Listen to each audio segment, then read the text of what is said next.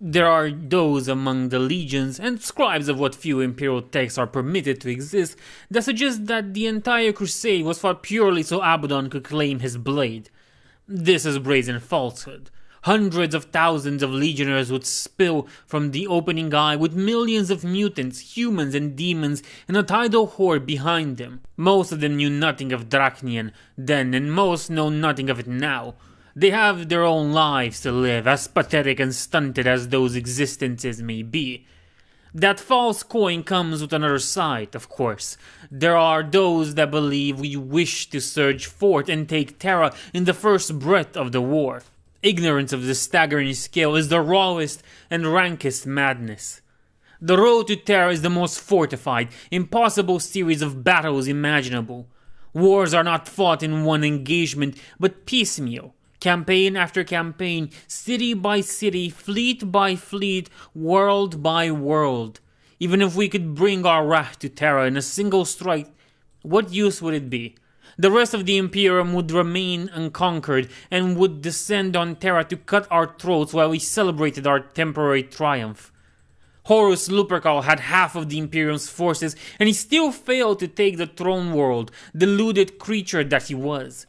We have a fraction of those galaxy-spanning war hosts.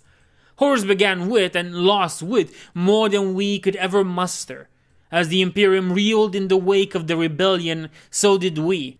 As it has struggled to recover all those millennia later, so have we. For all the ways in which the legions are stronger than we once were, with our demon engines and never-born allies, and the myriad gifts of our spiteful gods, there are twice as many ways in which we are weaker. Supply lines no longer exist, leaving our guns starved of shells and our warships hoarding diminished supplies of energy and resources. Few warbands can lay claim to the material of a Mechanicum cruiser or a forge world within the eye, and those that can must fight endlessly to protect it from rivals. Slaves die or lose their minds to the warp as easily as they breed. Whole fleets scatter to the warp's winds, for ice space is far less stable than the material realm. Battleships die of thirst, fuel dry and crippled in the dark void, to be forgotten or swallowed as part of a macro-agglomeration space hulk. Warbands fight amongst themselves over ammunition, territory, plunder, even clean water. Champions that aspire to replace their warlord masters fight duels or sing to betrayal in order to rise above their former stations. There is no true agriculture in the eye, no harvest world supplying sustenance and necessities. Whole worlds and fleets survive on the flesh and bones of the unburied dead, or the warp-stained roots of alien plants, or the corpulent bodies of mutant livestock.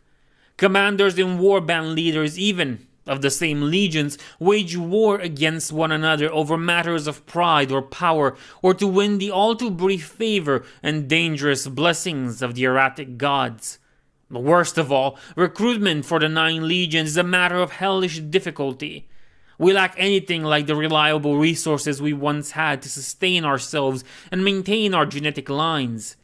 I could not even begin to estimate the number of bastard legionnaires born after the heresy, forged with gene seed raided from Space Marine chapters loyal to the Golden Throne. And all of this is before the long and difficult journey to actually escape the clutches of the Eye, which is, as I have stressed, our prison and our punishment for failure as much as our haven. The Eye's edges are where the storm rages hardest. Ships sinking to leave are torn apart in those reaping tides. Do you not think we tried? There is no swifter way to lose warships than by hurling them towards the great Eye's edge. Perhaps I paint an ugly picture with all these truths.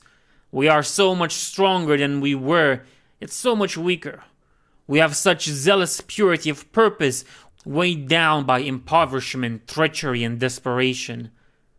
I will not lie, not even here, for deceit would be useless. The Black Legion's history carries its share of shame and bitterness, as well as the glories we clutch with such pride.